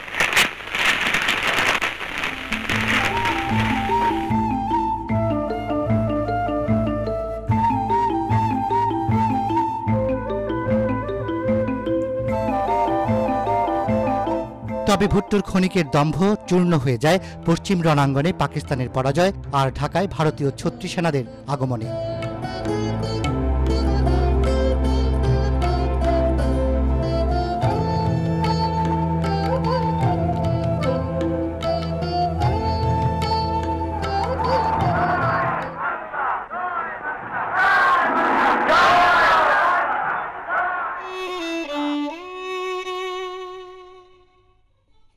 বাংলাদেশের চূড়ান্ত বিজয় যখন দ্বার প্রান্তে, মুক্তির সূর্য যখন উঠি উঠি করছে, ঠিক সেরকমই একটি সময়ে 1971-এর 14ই ডিসেম্বর পাক হানাদার বাহিনী রাজাকার আলবদররা সম্মিলিতভাবে হত্যা করে এদেশের সূর্য সন্তানদের। তারা বেছে বেছে চিকিৎসক, সাংবাদিক, সাহিত্যিক, এদেশের বুদ্ধিজীবীদের ধরে ধরে ঢাকার অদূরে মিরপুরের রায়ের বাজারে গণহত্যা করে। সেখানে বধ্যভূমিতে ফেলে রাখা হয় তাদের লাশ। তারই বর্ণনা শোনা যায় অধ্যাপক মনিরুজ্জামানের এই ভাষ্যে। Because these people were the intellectuals and brain. What I saw. আমার নাম জহির রায়হান। আমি কোনো বুদ্ধিজীবী হত্যার শিকার না হলেও সেই সময়ে নিখোঁজ এদেশের প্রখ্যাত লেখক ও চলচ্চিত্রকার জহির রায়হানের এই বক্তব্য থেকে বোঝা যায় কেন তারা হত্যা করেছিল বুদ্ধিজীবীদের। বাংলাদেশে আমি যা দেখেছি তার মধ্যে সবচেয়ে আশ্চর্যজনক বিষয় ছিল যে কোনো অপারেশনে ধ্বংসযজ্ঞ চালানো ও মানুষদের খুন করার পর মিলিটারি ইউনিট একটা মুভি ক্যামেরা দিয়ে মৃতদেহগুলোর শুটিং করত। কোনো বাড়ি পোড়ানোর পর তারা পুড়ে যাওয়া বাড়িটার শট তুলত। তারা লোকজনদেরকে বাধ্য করত বাড়িটার জিনিসপত্র লুট করতে। এরপর তারা মুভি ক্যামেরা দিয়ে এসব লুটেরাদের শুটিং করত। আমি পরে জেনেছি যে তারা এসব দৃশ্য সম্পাদনা করে বিশ্ববাসীকে দেখাতো যে বাঙালিরা অবাঙালিদের হত্যা করছে এবং ওই বিশৃঙ্খলা পরিস্থিতি নিয়ন্ত্রণে আনতেই সেনাবাহিনীকে হস্তক্ষেপ করতে হয়েছে। এটা ছিল পুরোপুরি মিথ্যা। Because of that chaos and confusion, they had to intervene. It was an utter lie.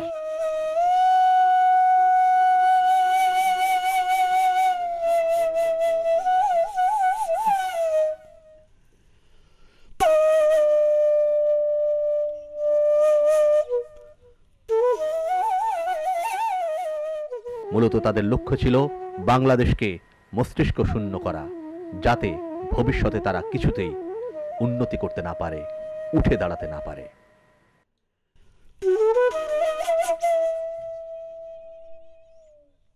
16ই December নীরবেই Pakistan রাজি হয়ে যায় বিনা শর্তে আত্মসমর্পণ করতে। বাংলাদেশ সময় বিকেল 4টায় রেসকোর্স ময়দানে, ঠিক যেখানে 7ই মার্চ বঙ্গবন্ধু স্বাধীনতার ডাক দিয়েছিলেন, সেখানেই নতমুখে চারদিক থেকে জয় বাংলা ধ্বনির মধ্যে আত্মসমর্পণ করতে বাধ্য হয় 90,000-এরও বেশি সেনা সদস্য নিয়ে পূর্বাঞ্চলের সেনানায়ক জেনারেল আমির আবদুল্লাহ খান নিয়াজি।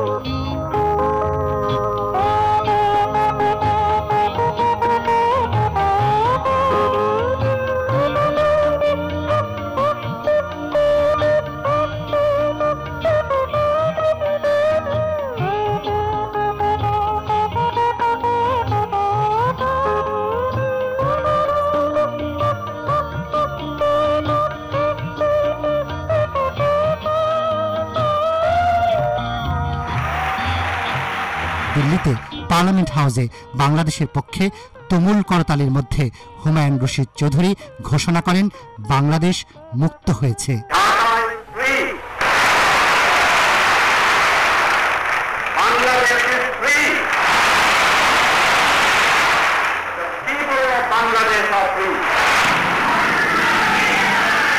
ততক্ষণে বাংলাদেশে উঠতে শুরু করেছে স্বাধীন পতাকা, জয় বাংলার জয়ধ্বনি চারদিকে।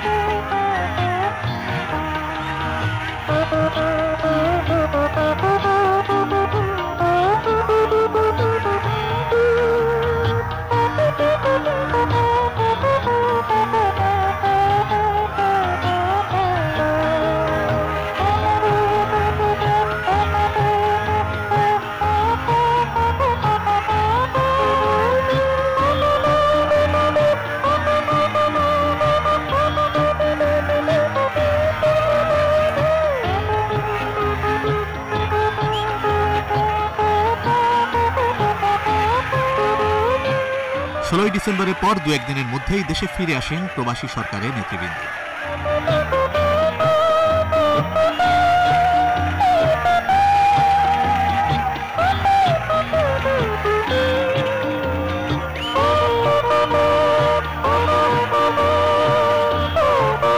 যার জন্য, যার নামে বাঙালি তার হাজার বছরের স্বপ্ন পূরণ করে, তিনি তখনও মুক্তি পাননি।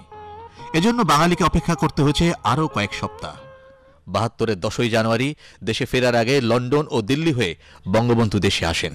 লন্ডনে ব্রিটেনের প্রধানমন্ত্রী এডওয়ার্ড হিথ বঙ্গবন্ধুকে আন্তরিক অভিনন্দন ও শুভেচ্ছা জানান। সেখানে হাজির হন সারা দুনিয়ার সাংবাদিকবৃন্দ।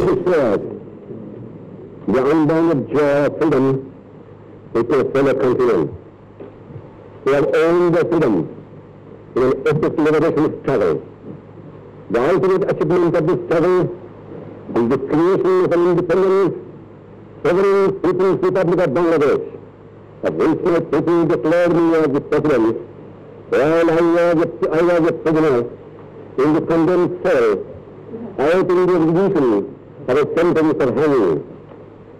No people has had to pay as high a price in human life and suffering for their freedom has been exacted from the people of Bangladesh. I cannot wait a single moment. লন্ডনে বঙ্গবন্ধুর আগমনের খবর বিদ্যুৎ বেগে ছড়িয়ে পড়ে সারা দুনিয়ায়।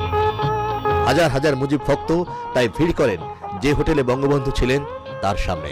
বঙ্গবন্ধু তাদের আন্তরিক শুভেচ্ছা জানান।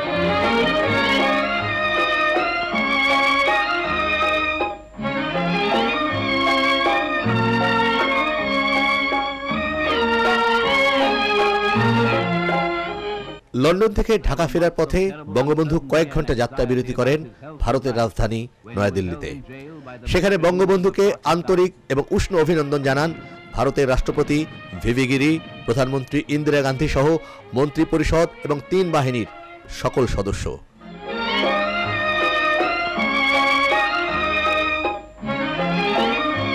বঙ্গবন্ধু তাতে আন্তরিক এবং আবেগময় সাড়া প্রদান করেন।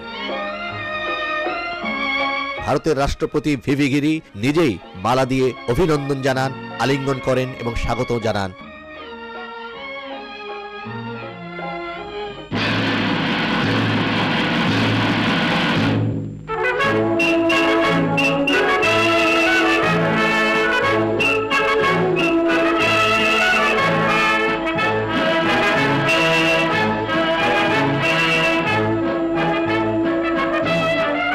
দিল্লিতে প্রথম বঙ্গবন্ধুকে রাষ্ট্রীয় মর্যাদায় গার্ড অব অনার প্রদান করে ভারত সরকার।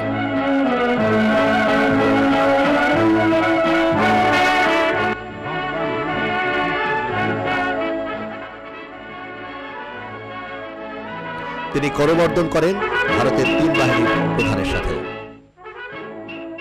ভারতের রাষ্ট্রপতি ভিভি গিরি বঙ্গবন্ধুকে উষ্ণ অভ্যর্থনা জানিয়ে বলেন, of suffering and sacrifice in the cause of human liberty and human freedom. the emergence of independent Bangladesh is itself a unique event in the annals of democratic movement in world history.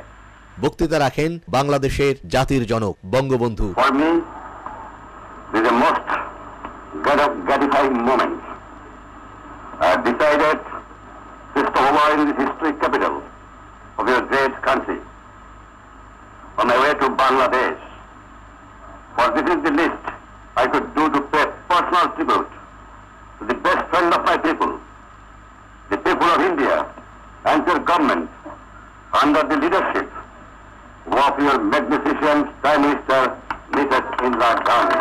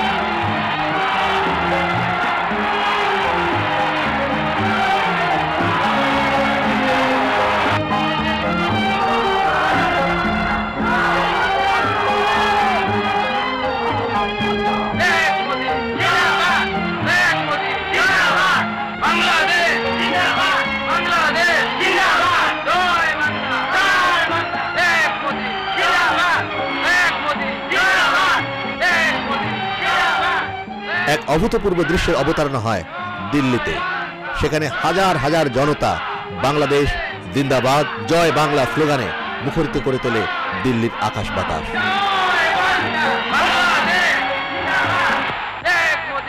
দিল্লির লালকেল্লার সামনে এক বিশাল জনসভায় বক্তৃতা রাখেন ভারতের প্রধানমন্ত্রী ইন্দিরা গান্ধী ও বাংলাদেশের জাতির জনক বঙ্গবন্ধু শেখ মুজিবুর রহমান। और वो वादा उन्होंने पूरा कर दिया है, चाहे वो उनका शरीर जेल में बंद था, लेकिन उनकी आत्मा को कोई बंद नहीं कर सका। और उसने प्रेरणा दी बांग्लादेश के लोगों को कि इस हिम्मत से उन्होंने लड़ा और आज वो स्वतंत्र हैं।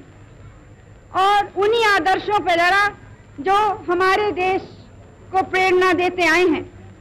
हमने यहाँ भारत में भी 3 वादे किए थे अपनी जनता से। पहले ये कि जो शरणार्थी यहाँ आए हैं वो सब वापस जाएंगे। दूसरा ये कि हम हर तरह से मुक्ति वाहिनी की सहायता करेंगे, बांग्लादेश के लोगों की मदद करेंगे। और तीसरे कि शेख साहब को हम जरूर छुड़वाएंगे जेल से। हमने भी अपने 3 वादे पूरे किए हैं। Prime minister Shrimati Gandhi, ladies and gentlemen present,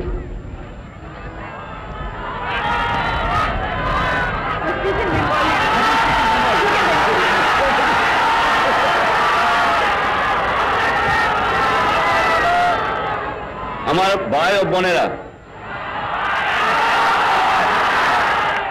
আপনাদের প্রধানমন্ত্রী, আপনাদের সরকার, সৈন্যবাহিনী, আপনাদের জনসাধারণ যে সাহায্য এবং সহানুভূতি আমার দুঃখী মানুষকে দেখিয়েছে, চিরদিন বাংলার মানুষ তা ভুলতে পারবে না।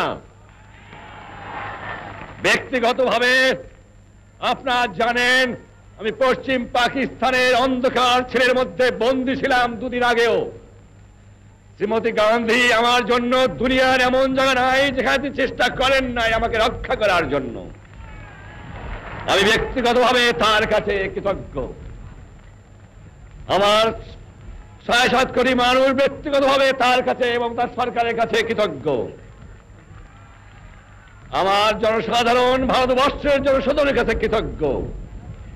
আর যেভাবে 1 কোটি লোকের খাওয়ার বন্দোবস্ত এবং রাজার বন্দোবস্ত আপনারা করেছেন, আমি জানি ভারতবর্ষের মানুষও দুঃখী আছে, সেখানে তারাও কষ্ট পাচ্ছে, তাদেরও অভাব আছে। তা থাকতেও তারা সর্বস্ব দিয়েছে আমার লোককে সাহায্য করার জন্য। চিরদিন আমরা তা ভুলতে পারবো না। আমরা আশা করি, আজ জানেন বাংলাদেশ শেষ হয়ে গেছে। আমি সমস্ত সকল প্রকার সাহায্য সহানুভূতি আশা করি এবং এও আশা করি যে দুনিয়ার শান্তিপূর্ণ গণতান্ত্রিক যে মানুষ আছে তারা এগিয়ে আসবে আমার মানুষকে সাহায্য করার জন্য। আমি বিশ্বাস করি সেকুলারিজমে, আমি বিশ্বাস করি গণতন্ত্রে, আমি বিশ্বাস করি সোশ্যালিজমে। আমাকে প্রশ্ন করা হয় শ্রীমতী ইন্দিরা গান্ধীর সাথে আপনার আদর্শে এত মিল কেন? আমি বলি এটা আদর্শের মিল, এটা নীতির মিল, এটা মনুষ্যত্বের মিল, এটা বিশ্ব শান্তির মিল। বঙ্গবন্ধুর আগমন উপলক্ষে গোটা দিল্লিকেই সাজিয়ে তোলা হয়।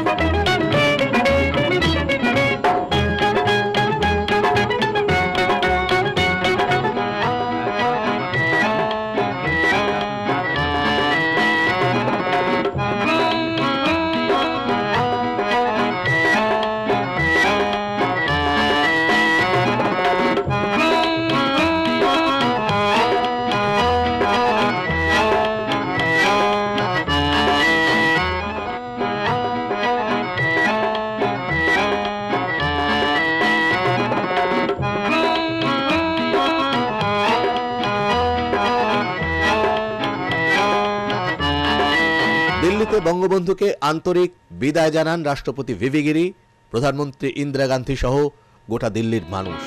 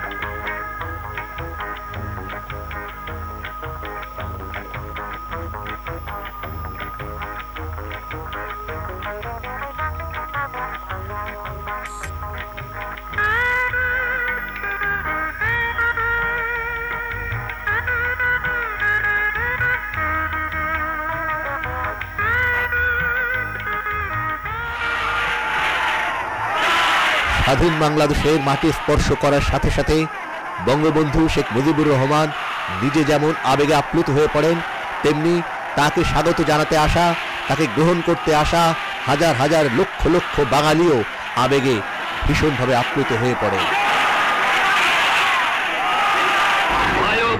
চোখ মুছতে মুছতে বঙ্গবন্ধু তাদের সাদর সম্ভাষণ জানান। স্মরণ করি আমার বাংলাদেশের ছাত্র, শ্রমিক, কৃষক, বুদ্ধিজীবী, সেবাই, পুলিশ, জনগণকে, হিন্দু মুসলমানকে হত্যা করা হয়েছে। তাদের আত্মার মঙ্গল কামনা করে এবং তাদের প্রতি শ্রদ্ধা নিবেদন করে আমি আপনাদের কাছে দু এক কথা বলতে চাই। আমার বাংলাদেশ আজ স্বাধীন হয়েছে, আমার জীবনের স্বাদ আজ পূর্ণ হয়েছে, আমার বাংলা মানুষ আজ মুক্ত হয়েছে।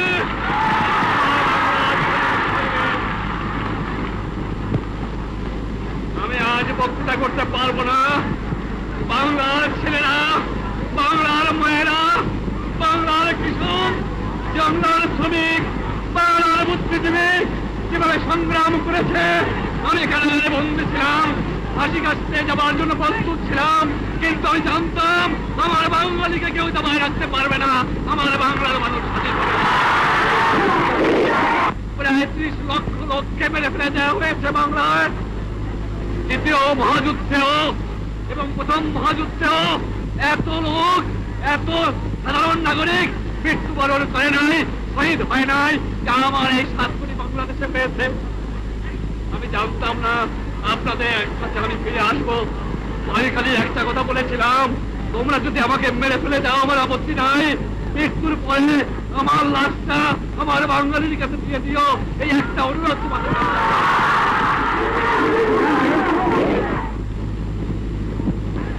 তবে মনে রাখা উচিত বাংলাদেশ স্বাধীন সার্বভৌম রাষ্ট্র, বাংলাদেশ স্বাধীন থাকবে, বাংলাদেশকে কেউ দমাতে পারবে না।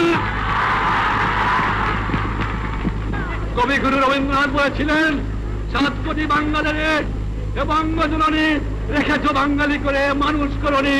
কবিগুরু মিথ্যা কথা প্রমাণ হয়ে গেছে, আমার বাঙালি আজ মানুষ। জানতাম না আমার ফাঁসির হুকুম হয়ে গেছে, আমার ছেলের পাশে আমার জন্য কবর খোঁজা হয়েছে। আমি প্রস্তুত হয়েছিলাম, বলেছিলাম আমি বাঙালি, আমি মানুষ, আমি মুসলমান, একবার মরে 2 বার মরে না। আমি বলেছিলাম আমার মৃত্যু আসে থাকে যদি আমি হাসতে হাতে যাব, আমার বাঙালি জাতকে অপমান করে যাব না, তোমাদের কাছে ক্ষমা চাইব না। এবং যাবার সময় বলে যাব জয় বাংলা, স্বাধীন বাংলা, বাঙালি আমার জাতি, বাংলা আমার ভাষা, বাংলার মাটি আমার স্থান।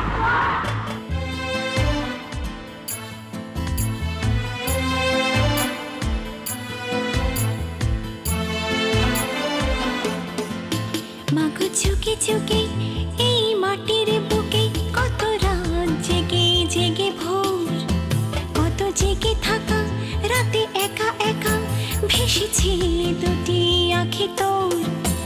আজও সেই চোখে স্মৃতি হয়ে থাকে শত স্বপ্ন জয়ের গান, সেই বিজয় স্রোতে যেন এক হতে জাগে তোর কোটি সন্তান। বাংলাদেশ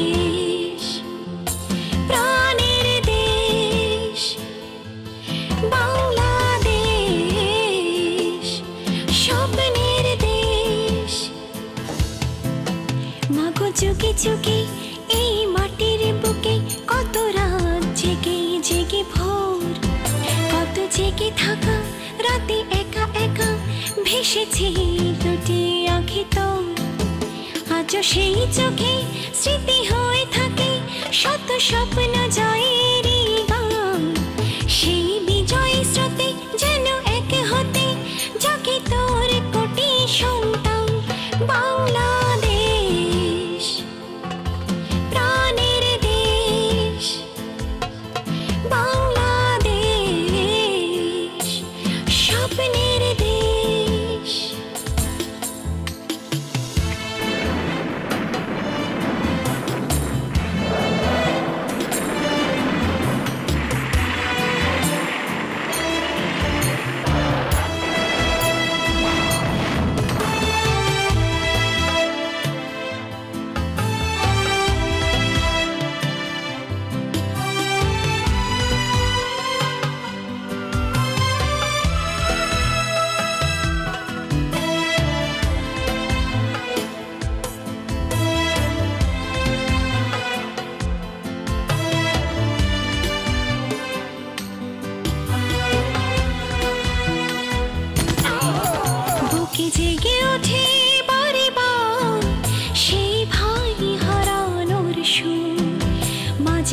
ফিরে অযথা চোখে স্বপ্ন সমুদ্র হৃদয় মাঝে ছবি হয়ে আছে সেই উত্তাল একাত্তর স্মৃতি পিছু ডাকে প্রাণে বেঁচে থাকে ছোট্ট সুখের এই ঘর বাংলাদেশ প্রাণের দেশ বাংলাদেশ